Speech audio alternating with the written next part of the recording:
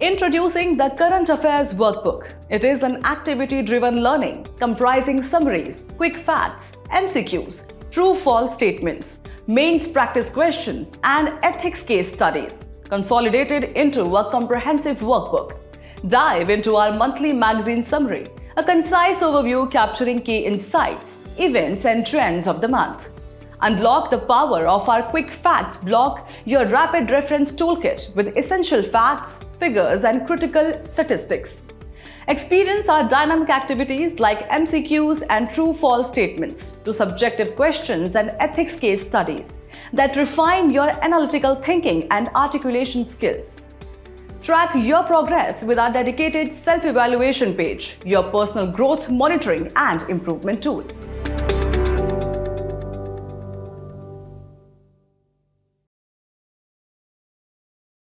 Hello and welcome to this edition of News Today. Without delay, let's have a look at the headlines first. ISRO launches space docking experiment mission. India reported decline in internet shutdowns in 2024. CP Grams successfully resolved over 70 lakh grievances in the last 3 years. RBI releases financial stability report. Industry 4.0 Adoption and Strategic Roadmap for Indian Manufacturing report released by Confederation of Indian Industry.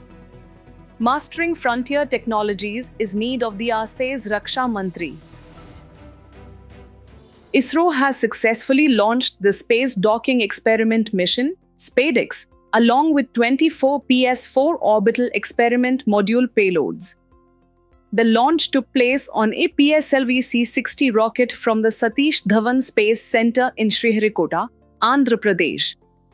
The Space Docking Experiment spacecraft was designed and realized by the U.R. Rao Satellite Center, Bangalore, with support from other ISRO centers.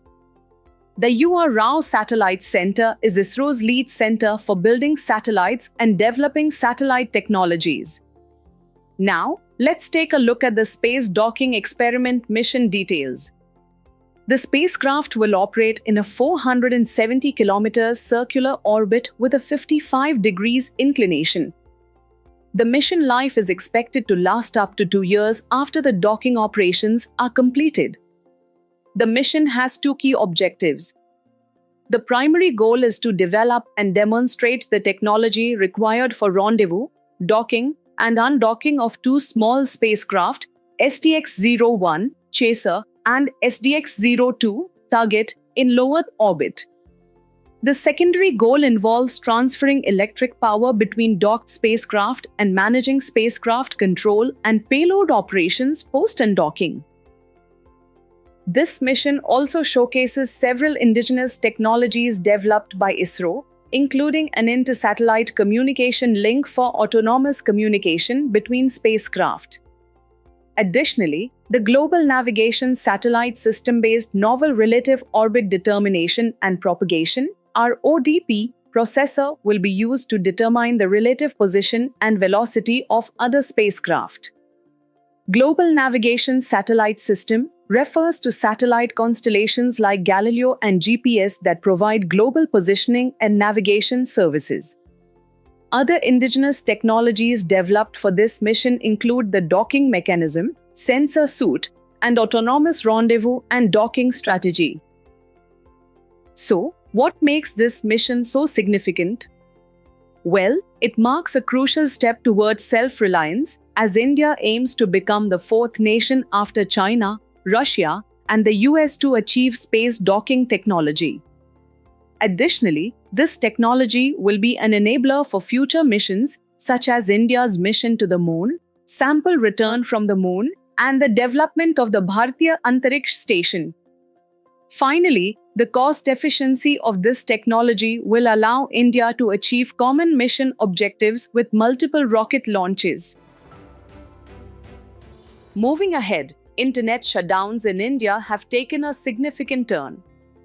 According to the Software Freedom Law Center, India recorded 60 internet shutdowns in 2024, the lowest figure in the past 8 years. Let's take a closer look at the implications of internet access. The United Nations, back in 2016, declared internet access a fundamental human right. It also plays a vital role in achieving key sustainable development goals such as education, SDG 4, gender equality, SDG 5, and reduced inequalities, SDG 10. Moving on to the legal backing for internet shutdowns in India, there are both constitutional and statutory provisions in place. Under Article 19(2) of the Constitution, the government can impose reasonable restrictions on freedom of speech and expression for reasons such as the security of the state or public order. Historically, internet shutdowns have been used to control misinformation, protests, or unrest. Under statutory provisions, the Telegraph Act of 1885, through its temporary suspension of telecom services, Public Emergency or Public Safety Rules 2017, empowers the government to suspend telecom services, including the internet, during emergencies or for public safety. Similarly, Section 144 of the erstwhile CRPC, now Section 163 of the Bharatiya Nagrik Suraksha Sanhita, is another legal tool used in such situations. Lastly, the Anuradha Bhasin case 2020 judgment by the Supreme Court provided critical guidelines. The court ruled that internet restrictions must be temporary, lawful, necessary, and proportionate. Now, let's delve into the impact of internet shutdowns. Firstly, it's a violation of fundamental rights.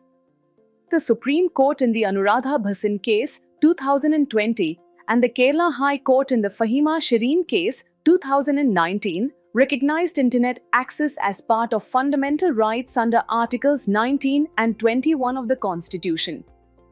Secondly, there's a significant economic impact. Internet shutdowns halt business operations, particularly affecting digital economies, startups, and the tourism sector. Thirdly, they result in the disruption of education and health services, impeding online education, telemedicine, and even emergency services. Now, we focus on the Centralized Public Grievance Redress and Monitoring System or CP-GRAMS, which has successfully resolved over 70 lakh grievances in the last 3 years, playing a key role in bridging the gap between citizens and the government by swiftly addressing their concerns. Let's take a closer look at some important figures. From 2019 to 2024, more than 25 lakh citizens have registered on the Centralized Public Grievance Redress and Monitoring System. The system has also made significant improvements in grievance redressal time. The average closing time for grievances has declined from 22 days in 2020 to just 12 days in 2024. So, what exactly is the CP-GRAMS? It's an online platform available 24/7 to citizens, allowing them to lodge grievances to public authorities on any subject related to service delivery. The platform connects all ministries and departments of the Government of India and states. Developed and monitored by the Department of Administrative Reforms and Public Grievances, CP-GRAMS has received global recognition. The Commonwealth Secretariat has recognized it as a best practice in governance, one that can be replicated across Commonwealth nations. To improve the functioning of the CP-GRAMS, a set of key reforms has been implemented as part of a 10-step Centralized Public Grievance Redress and Monitoring System reform plan. One of the major reforms includes technological enhancement, with AI and machine learning technologies now used to prioritize grievances, detect patterns, and flag systemic issues. Additionally, language translation has been enhanced by integrating AI-based Bhashini, enabling grievance redressal in the language in which the grievance was submitted. Another significant reform is the Grievance Redressal Assessment and Index, which evaluates the effectiveness of ministries and departments in grievance redressal. This fosters healthy competition to improve efficiency and accountability. The assessment is based on 4 dimensions: efficiency, feedback, domain, and organizational commitment, with 11 indicators. In conclusion, the CP Grams continues to evolve, ensuring a more efficient and responsive government system while bringing citizens closer to the authorities. Moving ahead, we will focus on the Reserve Bank of India's latest release, the Financial Stability Report for December 2024. This half-yearly publication, which includes contributions from all financial sector regulators, offers a collective assessment by the Financial Stability and Development Council Subcommittee. It highlights the current and emerging risks to the stability of the Indian financial system. Let's dive into some of the key highlights from this report. First, the report underscores the resilience of the Indian economy. The gross domestic product is projected to grow at 6.6% in 2024-25, driven by a revival in rural consumption, increased government spending, and growth in services exports. Moving on to government finance, the central government's debt-to-GDP ratio, which peaked during the pandemic at 62.7% in 2020-21, is expected to decline to 56.8% by 2024-25. Alongside this, states' outstanding liabilities are projected to reduce from 31% to 28.8% over the same period. Now, turning to the stability of the financial system, the report highlights the strong performance of scheduled commercial banks. The soundness of these banks has been reinforced by robust profitability, a decrease in non-performing assets, and sufficient capital and liquidity buffers to support continued stability. The report also sheds light on the challenges facing the Indian economy, divided into global and domestic risks. Global risks include emerging technologies, geopolitical conflicts, and high public debt. On the other hand, domestic risks include food inflation, extreme weather events, and a rising trade deficit. Now, for those unfamiliar, the Financial Stability and Development Council is a non-statutory body set up by the Government of India in 2010. The council is chaired by the Union Finance Minister and includes heads of financial sector regulators such as the Reserve Bank of India, Securities and Exchange Board of India, Pension Fund Regulatory and Development Authority, the Insurance Regulatory and Development Authority of India, and FMC, along with the Finance Secretary. In 2018, the Financial Stability and Development Council was reconstituted to incorporate additional members to further strengthen its role. It serves as the apex-level forum for addressing matters related to financial stability, financial sector development, inter-regulatory coordination, among others. In summary, the Financial Stability Report, December 2024 reflects a positive outlook for the Indian economy and financial system, with improving government finance and a stable banking sector. Moving ahead, the Confederation of Indian Industry has released a report on Industry 4.0 adoption and strategic roadmap for Indian manufacturing. Industry 4.0 refers to smart and connected production systems that can sense, predict, and interact with the physical world. The report sheds light on the current status of its adoption in India and highlights various opportunities and challenges. To begin with, the report reveals that the automotive, electronics, and pharmaceutical sectors are leading the way in adopting Industry 4.0 technologies. However, sectors like textiles, metals, and mining are facing significant barriers to implementation. Key drivers for the adoption of Industry 4.0 in India include workforce upskilling, digital infrastructure development, and a push towards sustainability. The focus on green manufacturing is especially important to meet global consumer and regulatory expectations. The report also points out several barriers that need to be overcome. For one, there is a lack of awareness among MSMEs regarding the benefits and costs of Industry 4.0. Additionally, technological challenges such as integrating legacy systems with modern technologies, data integration, and cybersecurity risks pose significant obstacles. Financial constraints, including the high initial investment and limited access to funding, further complicate matters. Moreover, the shortage of skilled workers and cultural resistance to new methods are pressing issues.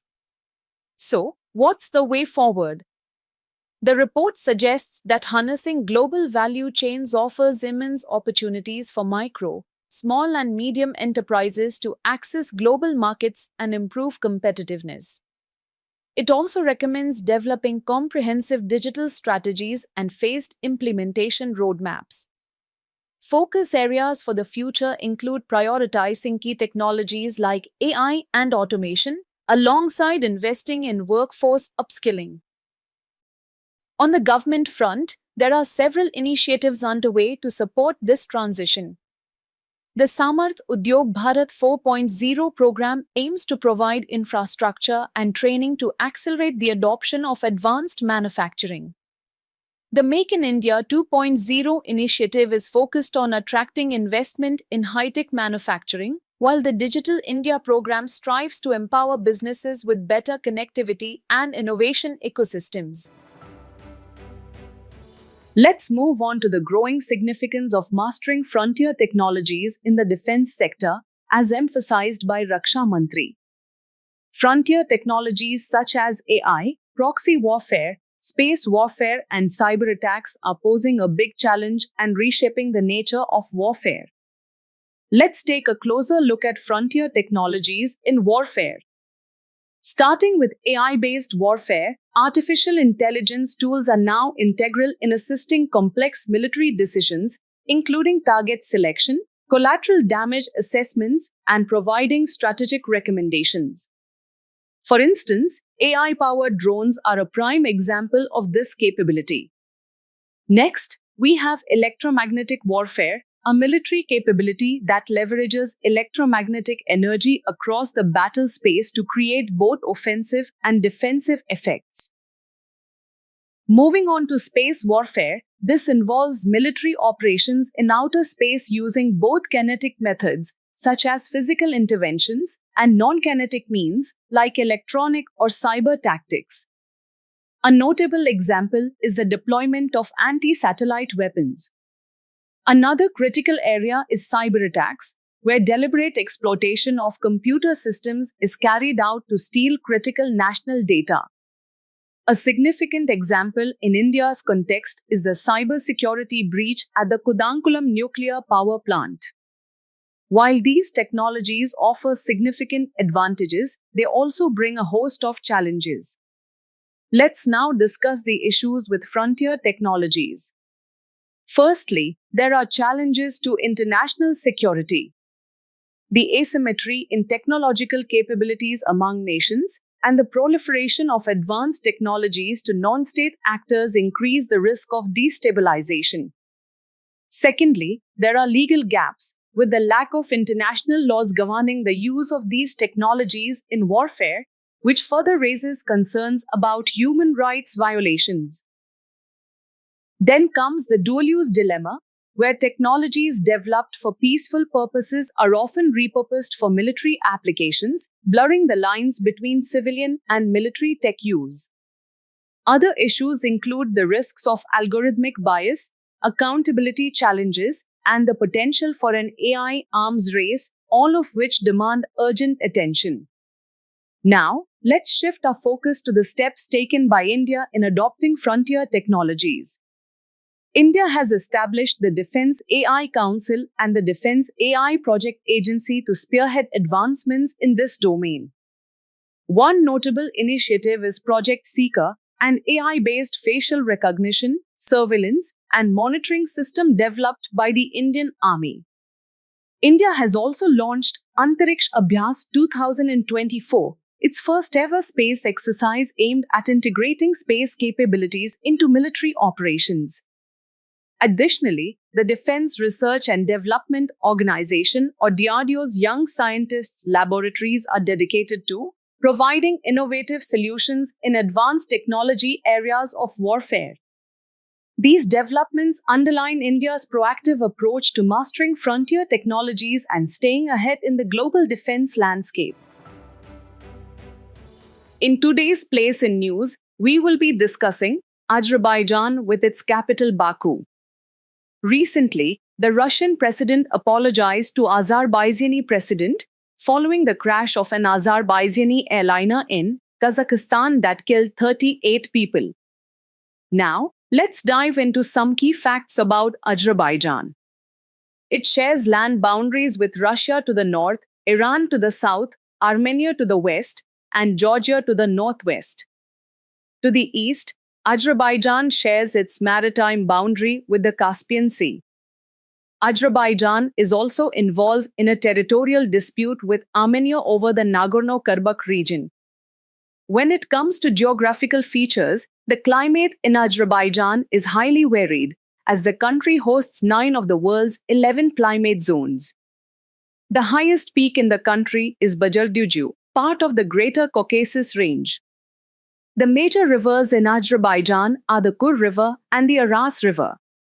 In terms of natural resources, Azerbaijan is rich in oil and natural gas, along with lead, zinc, and other minerals.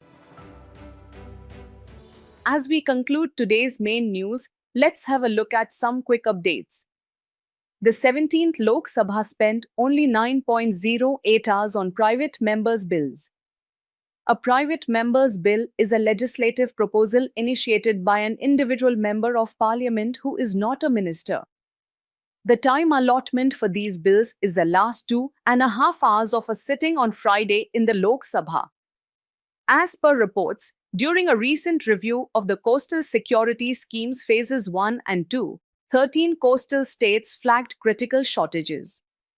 The Coastal Security Scheme was implemented in Phase 1, 2005 to 2011, and Phase 2, 2012 to 2020, across all coastal states and union territories.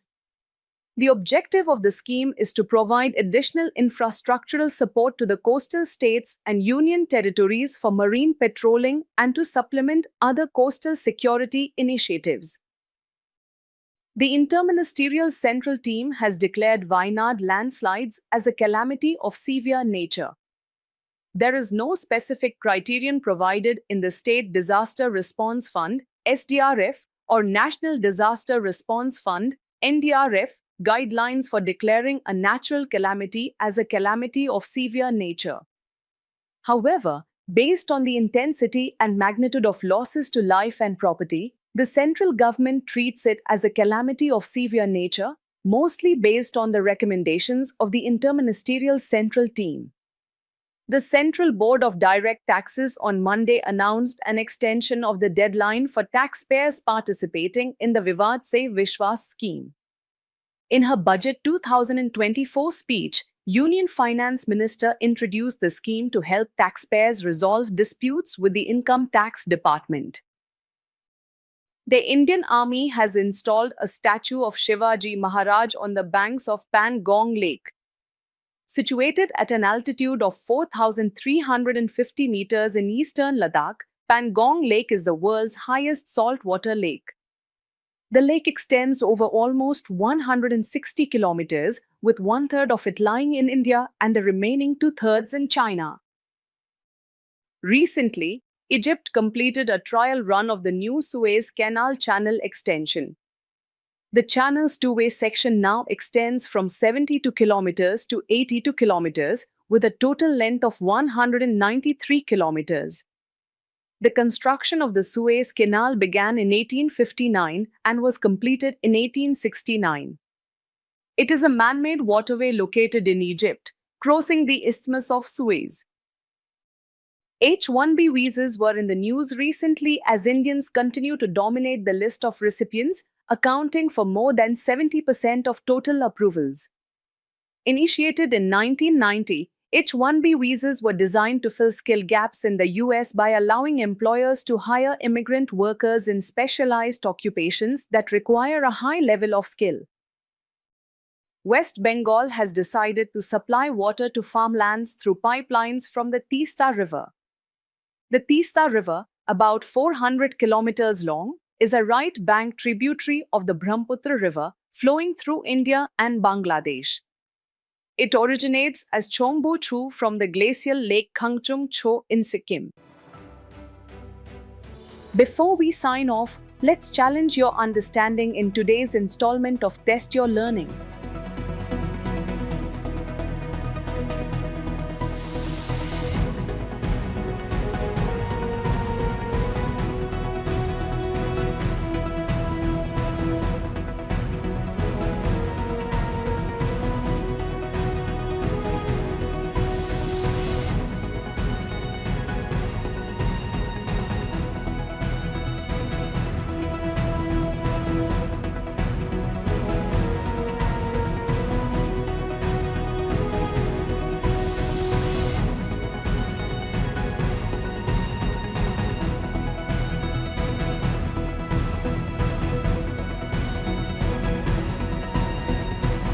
Thank you for joining us. We hope you found this episode of News Today engaging. For the solutions to the quiz and to access the PDF version of News Today, remember to visit the provided links in the description.